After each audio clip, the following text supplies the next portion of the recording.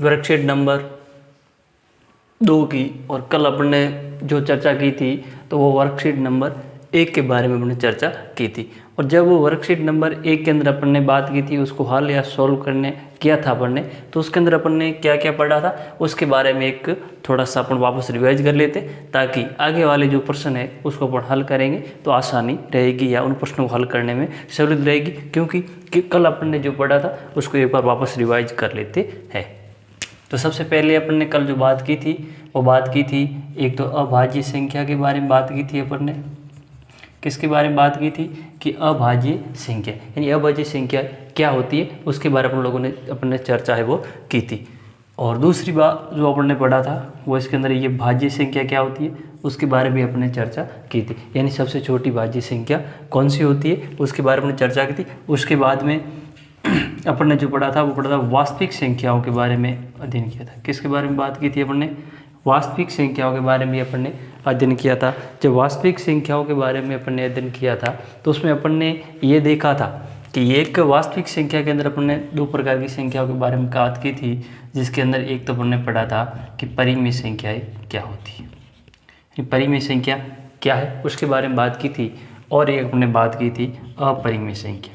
जो परिमेय और अपरिमेय संख्या का जो समूह होता है इसको अपन कहते हैं वास्तविक संख्या। और परिमेय संख्या के अंतर्गत अपन ने ये भी देखा था, क्या देखा था कि पूर्ण संख्या क्या है, प्राकृत संख्या क्या है और पूर्णांक क्या होते हैं, इसके बारे में भी अपन ने बात है वो की थी।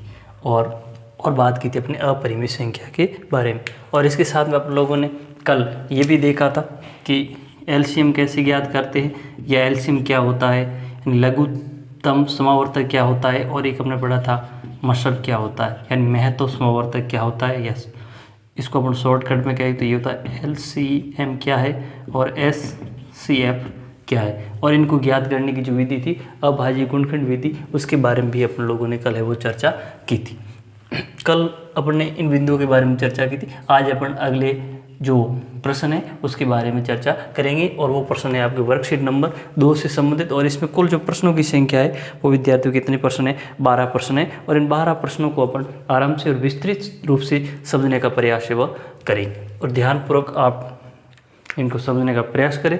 और कल अपने जो बात की थी उनको थोड़ा सा रिवाइज करते जाइए, ताकि आगे वाले ये जो प्रश्न है उस प्रश्नों को अपना आसानी से हल कर सके। चलो पहले प्रश्न की बात करते हैं अपन। और जो पहला प्रश्न है वो प्रश्न क्या कह रहा है? ये कह रहा है कि यूक्लिड विभाजन एल्गोरिथम में 2 धनात्मक पूर्णांकों के निम्न में से किस परिकलित करने की एक तकनीकी, यानी यूक्लिड विभाजन एल्गोरिथम में वो 2 धनात्मक पूर्णांक होते हैं, वो उन पूर्णांकों के माध्यम से किसको प्रदर्शित किया जाता है, यानी लसब निकालते हैं, या फिर उससे के माध्यम से मशब है वो ज्ञात किया जाता है, या फिर भागफल है वो ज्ञात करते, या फिर शेषफल ज्ञात करते। तो सबसे पहले अपन ये समझते यूक्लिड विभाजन एल्गोरिथम है क्या। जब अपने को यूक्लिड विभाजन एल्गोरिथम के बारे में जानकारी नहीं है तो अपन इनका निर्धारण नहीं कर सकते कि इनके माध्यम से किन को ज्ञात किया जाता है। तो पहले अपन बात करते हैं कि यूक्लिड विभाजन एल्गोरिथम है क्या। तो इधर देखिए, जरा ध्यान दीजिए,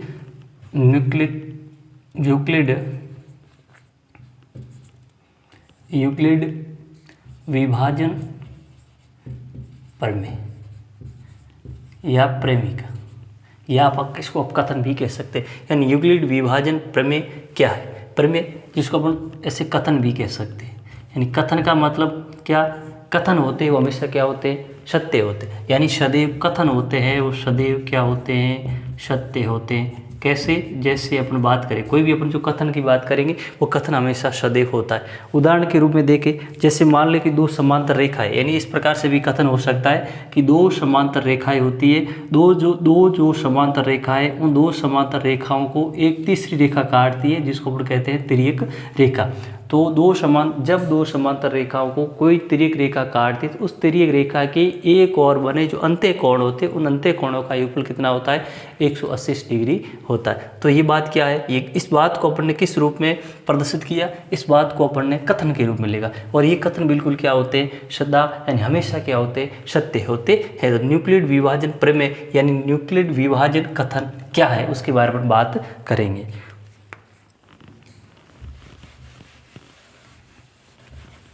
न्यूक्लियड विभाजन प्रमेय या कथन क्या है?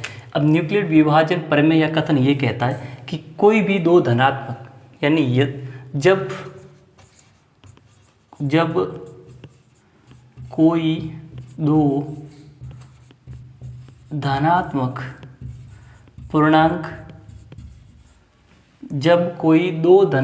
पूर्णांक A व B है, यानी यूक्लिड विभाजन प्रमेय ये कहता है कि जब कोई दो धनात्मक पूर्णांक A और B है और A बड़ा है B से, यानी इसका मतलब है कि A का जो मान है वो B पूर्णांक से, यानी A और B दोनों किस प्रकार के पूर्णांक? A और B दोनों धनात्मक पूर्णांक होंगे और A पूर्णांक का जो मान होगा वो B पूर्णांक से क्या होगा?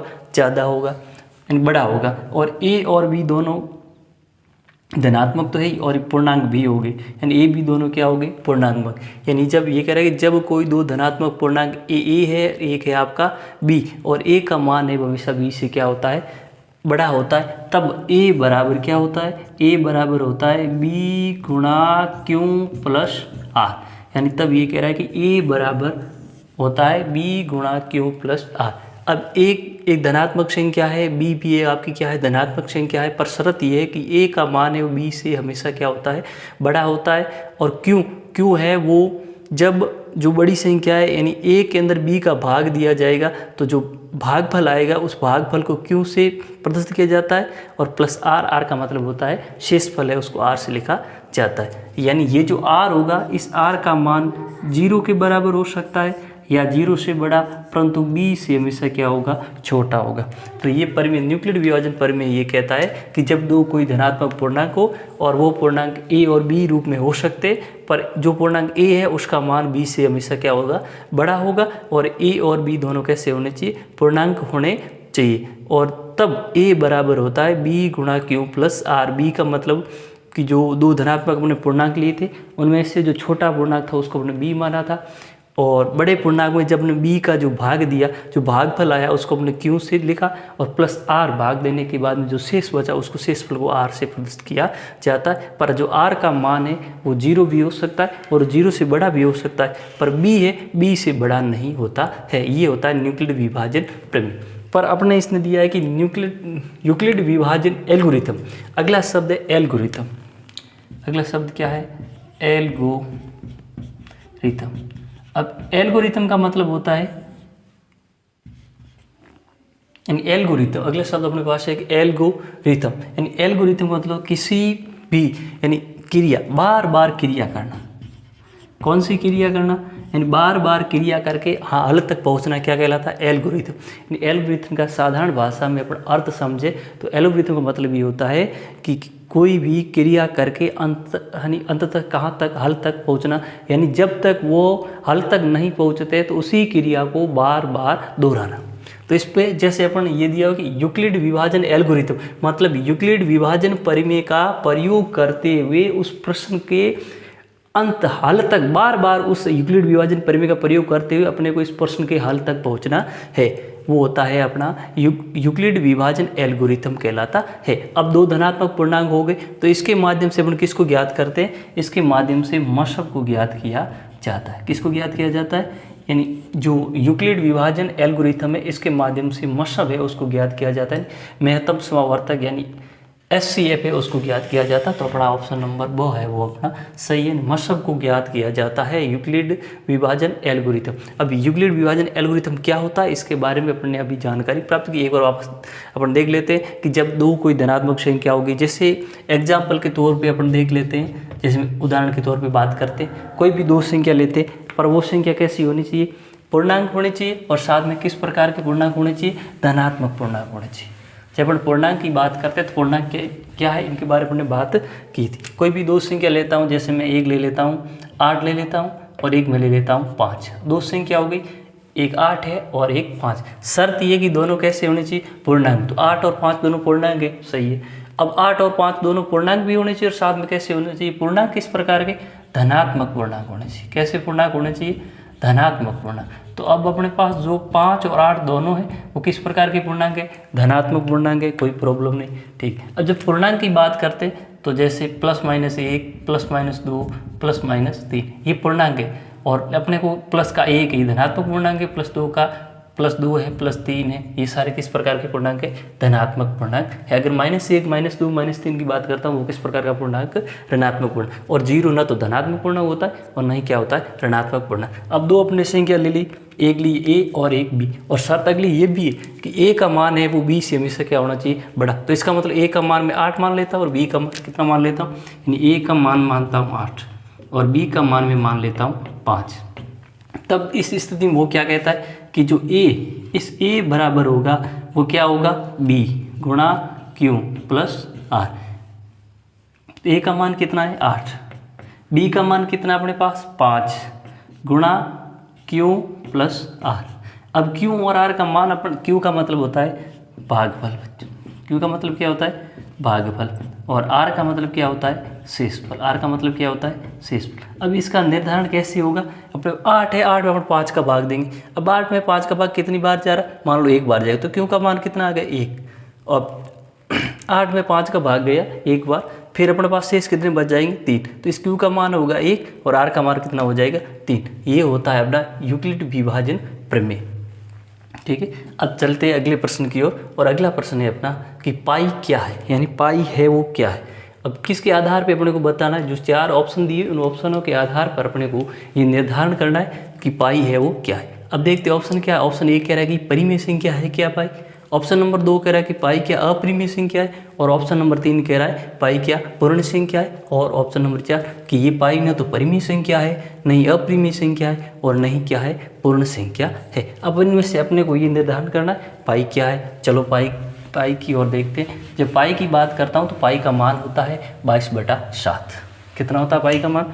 पाई का मान होता है 22/7। जो 22 यानी पाई का मान होता है 22/7। पर सामान्यतः अपन इसको लिखते हैं, इसका जो मान होता है 3.14।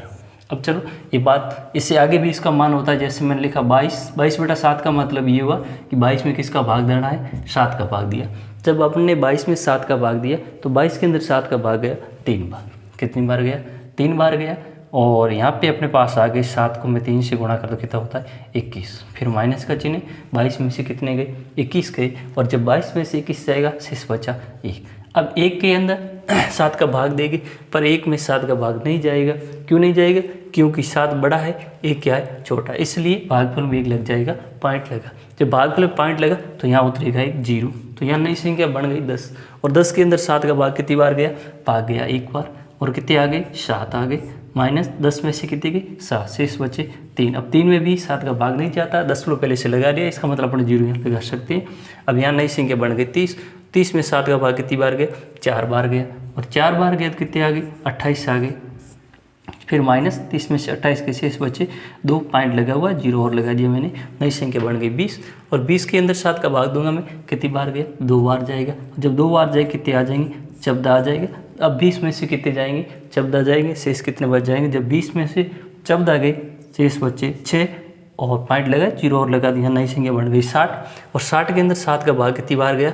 8 बार। और कितने आ गए? 56 आ गए। फिर माइनस, शेष कितने बचे? 4। फिर इस प्रकार से ये भाग चलता ही जाएगा, कभी पूरा होगा नहीं। तो इसका मतलब ये कि जो दशमलव प्रसार आया है, ये दशमलव प्रसार किस प्रकार का है? ये शांत है क्या? नहीं है। शांत नहीं है तो कैसा है? अशांत है। फिर शांत नहीं है तो ये क्या है? अशांत है। जब अशांत है तो अशांत में भी 2 कैटेगरी होती है। अशांत में 2 कौन सी कैटेगरी होती है? एक होता है आवर्ती और एक होता है अनावर्ती। यानी एक होता है आवर्ती और एक क्या होता है आपका? अनावर्ती। अब आवर्ती है क्या?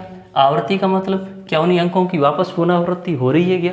यानी वो अंक बार बार क्या आ रहे या वो अंक रिपीट हो रहे? नहीं हो रहे। तो इसका मतलब ये किस प्रकार की है? अनावर्ती। शांत है, अशांत और कैसा है? अनावर्ती। तो इसका मतलब जब दशमलव प्रसार जो वास्तविक संख्या होती है, उन वास्तविक संख्याओं का जो दशमलव प्रसार कैसा, जब दशमलव प्रसार अशांत और अनावर्ती होता है तो इसका मतलब वो संख्या कैसी होती है? हमेशा अपरिमेय संख्या होती है। तो इसका मतलब पाई है वो किस प्रकार की संख्या है?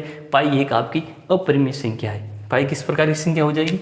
अपरिमेय संख्या। तो इसका सही ऑप्शन नंबर ब क्यों? क्योंकि पाई एक किस प्रकार की संख्या है? अपरिमेय संख्या। अपरिमेय संख्या क्यों है? क्योंकि जब 22 के अंदर अपन ने 7 का भाग दिया तो ये जो दशमलव प्रसार आ रहा है वो दशमलव प्रसार अशांत और अनावर्ती आ रहा है, और जो अपरिमेय संख्या होती है उन अपरिमेय संख्या का दशमलव प्रसार हमेशा अशांत और क्या होता है? अनावर्ती होता है। इसका मतलब ये हुआ कि पाई एक अपरिमेय संख्या है। अगला प्रश्न है कि और बढ़ते। अगला प्रश्न है उनमें से कौन सी अपरिमेय संख्या नहीं?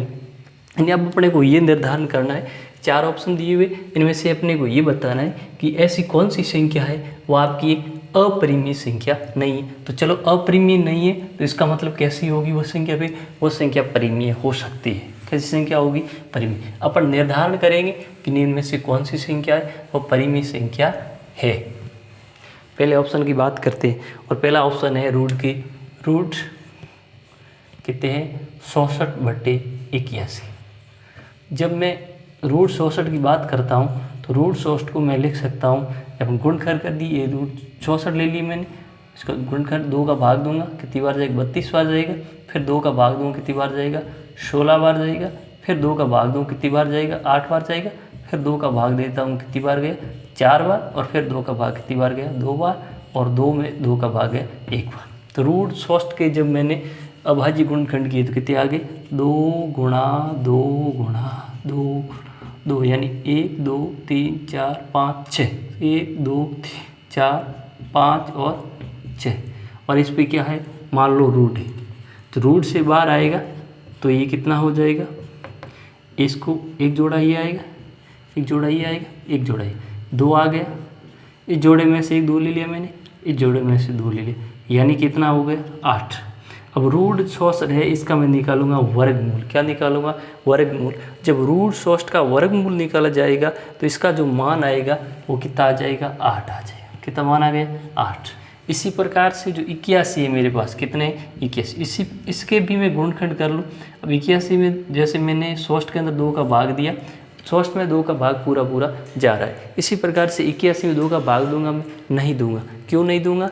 क्योंकि 2 का भाग उन्हीं संख्याओं में जाएगा जिन संख्या का इकाई अंक है वो या तो 0 होना चाहिए, या फिर 2 होना चाहिए, या फिर 4 होना चाहिए, या फिर 6 हो, या फिर कितने हो? 8 होता है, तो ही वो संख्या 2 से पूर्ण रूप से विभाजित होती है, वरना वो 2 से विभाजित होती नहीं। तो यहाँ तो इकाई अंक क्या है? अपने पास 1 है। इसका मतलब है कि इसमें 2 का भाग तो जाएगा नहीं, तो मैं 3 का भाग दूंगा और 3 का भाग देने दूंगा। और जब वो 3 का भाग उस संख्या में पूरा कब जाएगा? जब जो संख्या आपको दी हुई है उस संख्या के अंकों का अपन योग करेंगे। योग करने के बाद जो योगफल आएगा अपने पास, वह योगफल अगर 3 का गुणज है तो इसका मतलब है कि उस संख्या में 3 का भाग पूरा जाएगा, वरना उस संख्या में 3 का भाग जाएगा नहीं। और अपने पास संख्या है 81, और 81 संख्या है और 2 अंक से 8 और 1 से मिल की बनी हुई। इन दोनों अंकों को जोड़ दिया, 8 + 1 कितने हो गए? 9 हो गए, और 9 3 का गुणज होता है। इसका मतलब मैंने इस पर 3 का भाग दूंगा। 81 में 3 का भाग कितनी बार जाएगा? 27 बार जाएगा। 27 में 3 का भाग दिया मैंने, कितनी बार गया? 9 बार। और 9 में 3 का भाग दिया मैंने, कितनी बार गया? 3 बार। और 3 में 3 का भाग गया 1 बार। तो रूट का 81, रूट 81 का मतलब ये हुआ कि इसका वर्गमूल, यानी रूट 81, इसका अपने को निकालना वर्गमूल। इसका क्या निकालना? वर्गमूल। तो इसको रूट 81 को 3 गुणा 3 गुणा 3 गुणा 3 ऐसे लिख सकते हैं, और इस पर क्या होगा? रूट। अब जब रूट से बाहर निकालो, इन दोनों का एक जोड़ा बड़ा और इस दोनों का एक जोड़ा, जोड़े में से किसी एक संख्या को बाहर निकालेंगे तो ये हो गया 3। इस 3 को लूँगा बाहर, एक और एक इसको लूँगा, तो 3 गुणा 3 कितने हो गए? 9। तो इसका मतलब ये है कि रूट 81 है, रूट 81 का जो वर्गमूल होगा वो वर्गमूल कितना होगा विद्यार्थियों? 9 होगा। तो ये कितना हो गया? 8/9। तो अब जब रूट का 64 और रूट का जो 8 था उसको मैंने हल किया, यानी इस पे रूट है, इसका मतलब इन संख्या का आपको निकालना वर्गमूल। तो आपको मालूम है कि जो रूट 64 होता है उसका वर्गमूल 8 होता है, और जो रूट का 81 है उसका वर्गमूल कितना होता है? 9। अब अगली संख्या अपने पास बनी 8/9। जब 8/9 की मैं बात करता हूँ तो ये संख्या अंश और हर के रूप में या पूर्णांक बटा पूर्णांक के रूप में, इसका मतलब ये संख्या कैसी संख्या है? परिमेय संख्या है। किस प्रकार की संख्या? ये परिमेय संख्या। तो रूट 8/9 एक ऐसी संख्या होगी, परिमेय संख्या होगी। और इसने पूछा नहीं इनमें से कौन सी संख्या अपरिमेय संख्या नहीं है, तो अपरिमेय नहीं, तो इसका मतलब परिमेय। तो ऑप्शन नंबर अ सही है कि रूट 100/√81 है वो आपकी एक परिमेय संख्या, अपरिमेय नहीं। अगली संख्या की बात करूँ, जैसे दिया हुआ है √2/3।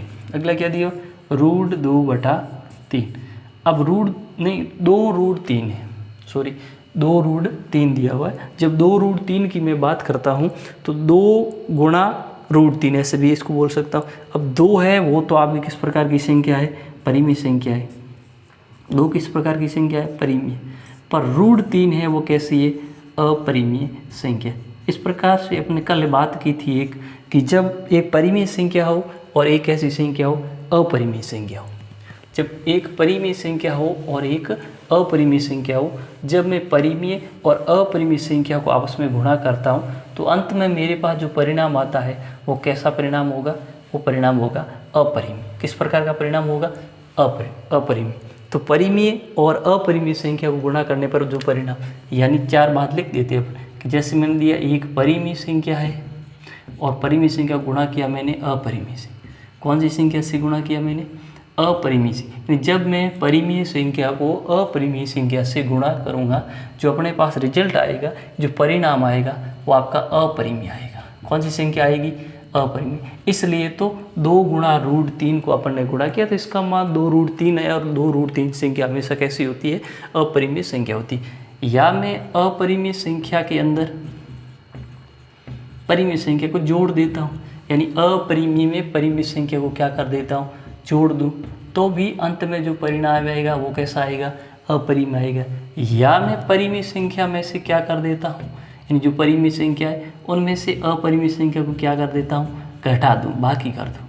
यानी कहने का मतलब ये हुआ, जो परिमेय संख्या है उसमें से अपरिमेय संख्या को घटा देंगे तो भी आपके पास जो परिणाम आएगा वो कैसा आएगा, अपरिमेय संख्या ही परिणाम है। या फिर मैं ऐसे लिख देता हूँ कि अपरिमेय संख्या है और इस अपरिमेय संख्या में परिमेय संख्या क्या देता हूँ, भाग देता हूँ। यानी जब अपरिमेय संख्या के अंदर परिमेय संख्या का भाग दिया जाता है तो भी अपने पास जो परिणाम आएगा वो कैसा आएगा, अपरिमेय। तो कुल मिलाकर के चारों स्थितियों के अंदर, यानी परिमेय में या तो अपरिमेय को जोड़ दो भुनाई, परिमेय में से अपरिमेय को घटा दो भुनाई, या परिमेय में अपरिमेय का भाग दे दो, या परिमेय और अपरिमेय को आपस में क्या कर लो, गुणा कर लो। अंत जो अपने पास रिजल्ट आएगा फाइनल वो हमेशा अपरिमेय संख्या ही होगी। किस प्रकार की संख्या होगी, अपरिमेय संख्या ही होगी। इसलिए 2√3 एक किस प्रकार की संख्या है, अपरिमेय संख्या है। अगली बात करते हैं, संख्या है अपने पास √21 और बट्टे √35, √21 और बट्टा √35। अब ये किस प्रकार की संख्या है, देखिए जब मैं √21 की बात करता हूँ तो √21 को मैं ऐसे भी लिख सकता हूँ, यानी 7 √7 गुणा √3। अब √7 और √3 दोनों कैसे, अपरिमेय। जब अपरिमेय, 2 अपरिमेय हो और आपस में गुणा करें तो भी परिणाम क्या आता है, अपरिमेय आता है। अगली बात करता हूँ, जैसे दिया √35। जब √35 को मैं ऐसे भी लिख सकता हूँ ना, √5 गुणा √7।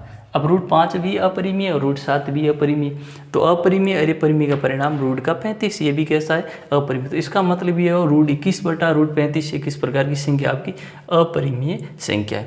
अगली बात करते हैं √3 गुणा √2। अगला क्या है, √3 गुणा √2। अब √3 किस प्रकार की संख्या है, √3 अपरिमेय संख्या है, और √2 किस प्रकार की संख्या है, अपरिमेय संख्या। जब 2 अपरिमेय संख्या को आपस में गुणा करेंगे तो परिणाम अपने पास क्या आएगा, अपरिमेय ही आएगा। ठीक है, तो इस प्रकार से ये जो 3 ऑप्शन 2√3 है, √21 बटा √35 है और √3 गुणा √2, ये सारे की जो संख्या है वो सभी संख्याएं अपरिमेय संख्या है, और √60 बटा √81 ये एक परिमेय संख्या है। चलते अगले प्रश्न, और अगला प्रश्न आपका है कि 2.12112112112 ये क्या है, यानी 2.1211212 ये संख्या क्या है, यानी ये एक परिमेय संख्या है, या फिर ये एक पूर्णांक संख्या है, या फिर ये अपरिमेय संख्या है, या इनमें से कोई नहीं। यानी ये कौन सी संख्या है, यानी इस संख्या को अपन क्या कहें, अपरिमेय संख्या कहेंगे, या फिर इसको परिमेय संख्या कहेंगे, या फिर इसको पूर्णांक कहेंगे, या फिर इनमें से कोई नहीं। तो इसकी अपन बात करते हैं तो ये दशमलव प्रसार के रूप में दी हुई है। जब दशमलव प्रसार की बात करते हैं तो इन संख्याओं का जब दशमलव प्रसार अपन देखते हैं तो किस प्रकार का दशमलव प्रसार, किसी भी अंक ये शांत है क्या? नहीं, अशांत है। लगा टिक टिक यानी डैश डैश का मतलब लगातार आगे बढ़ रही, यानी जिस बी संख्या में जिसका भाग दिया है तो ये भाग पूरा पूरा अभी तक नहीं जा रहा है, लगातार यानी भागफल में अंत में 0 नहीं आ रहा है, ये लगातार आगे बढ़ रहा है। इसका मतलब पूर्ण ये शांत परिमेय संख्या, शांत इसका दशमलव प्रसार वो शांत तो है नहीं, इसका मतलब इसका दशमलव प्रसार कैसा है? अशांत है। एक बात तो क्लियर होगी कि इस संख्या का दशमलव प्रसार है वो कैसा है? ये जो अपने संख्या दी हुई है, इस संख्या का दशमलव प्रसार है वो शांत नहीं है, तो इसका मतलब कैसा होगा फिर दशमलव प्रसार? अशांत दशमलव प्रसार है। दूसरी बात देखते हैं, ये जो संख्या इसमें किसी से अंक की बार बार पुनरावृत्ति नहीं हो रही, इसका मतलब अशांत और कैसा है? अनावर्ती। कैसा है? अशांत है और अनावर्ती है। तो ये किस प्रकार की संख्या होगी? अपरिमेय संख्या है। अपरिमेय संख्या क्या? अपरिमेय संख्या होती है उन संख्या का दशमलव प्रसार हमेशा क्या होता है? अशांत और अनावर्ती होता है। तो इसका मतलब ये जो संख्या ये आपकी अपरिमेय संख्या है। किस प्रकार की संख्या होगी? अपरिमेय संख्या है। अगला प्रश्न, निम्न में से कौन सी भिन्न का दशमलव प्रसार शांत? यानी इसमें अपने को 3 भिन्न दी हुई है, इनमें से ये अपने को निर्धारण करना है कि ऐसी कौन सी भिन्न है जिसका दशमलव प्रसार कैसा है? शांत। और दशमलव प्रसार किस भिन्न का शांत होगा कि वो भिन्न किस प्रकार की हो? परिमेय हो। कैसी भिन्न हो? परिमेय। अब जब परिमेय भिन्न की बात करते हैं तो सबसे पहला अपन ऑप्शन ले रहे 11/700। ऑप्शन ए क्या है? 11/700। अब इसका निर्धारण कैसे करेंगे कि कोई भी भिन्न होती है उस भिन्न का दशमलव प्रसार है वो शांत होता है या फिर अशांत होता है, उसका निर्धारण कैसे करते हैं? तो उसकी बात कर लेते हैं पहले, फिर इस प्रश्न पे आते हैं कि जब कोई भी भिन्न आपको दी हुई हो, अब उस भिन्न का अपने को ये निर्धारण करना, भिन्न हो कोई भी संख्या हो उसका अपने को ये निर्धारण करना है कि इसका दशमलव प्रसार है वो शांत है या फिर कैसा है? अशांत है। ठीक, शांत कब होगा और उस संख्या का दशमलव प्रसार है वो अशांत कब होगा? शांत जब होगा विद्यार्थियों, कब? जब जो भिन्न दी हुई है, जैसे मान लो मैं p/q के रूप में दी हुई कोई भी भिन्न मान लो। अब इस p/q की बात की, इस भिन्न का हर, इस भिन्न का हर कौन सा है? हर है q। ये जो हर q है उस हर का, ये हर है, इस हर का जो गुणनखंड है वो 5 की घात n गुणा 2 की घात m के रूप का होना चाहिए। यानी इसका जो गुणनखंड होगा वो गुणनखंड किस रूप में? यानी q जो भी संख्या होगी उस संख्या का गुणनखंड 5 की घात n गुणा 2 की घात m के रूप का अगर है तो वो संख्या, उस संख्या का दशमलव प्रसार शांत होगा, वरना उस संख्या का दशमलव प्रसार अशांत होगा, शांत नहीं होगा। यानी n का मतलब क्या होता है? इसकी घात से होता है, और m का मतलब भी घात, पर ये दोनों घातें धनात्मक होनी चाहिए। तो किसी भी संख्या है या कोई भी भिन्न है, उस भिन्न का दशमलव प्रसार शांत कब होगा कि उस संख्या का जो हर होगा उस हर का गुणनखंड है वह गुणनखंड 5 की घात n गुणा 2 की घात m के रूप में होगा अगर, तो वो उस संख्या का दशमलव प्रसार शांत होगा, वरना उस संख्या का दशमलव प्रसार शांत न होकर के क्या होगा? अशांत होगा। तो इसी प्रकार से पहला ऑप्शन उठाया आपने, ऑप्शन लिया 11/700। जब 11/700 की मैं बात करता हूँ तो अपने को तो हर से मतलब है अंश से, इस भिन्न का हर क्या है? 700। तो 700 का मैं गुणनखंड कर लेता हूँ